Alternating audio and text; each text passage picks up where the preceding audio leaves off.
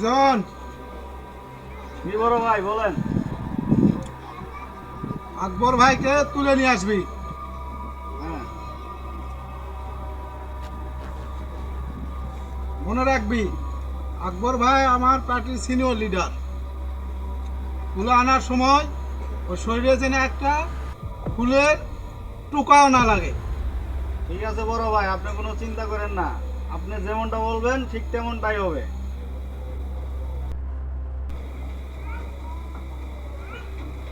সুজন, তুই আমার ছেলের বয়সী। আমি তো বিয়ে করতাম, তোর মতো একটা ছেলে থাকতো। এই জন্যই তো আপনার কাছে আসলাম দোয়া নেওয়ার জন্য।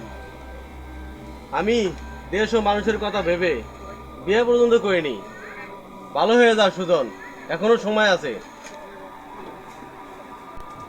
কি করবো বলেন, আপনাদের এই রাজনীতির খেলা আমি বুঝি না।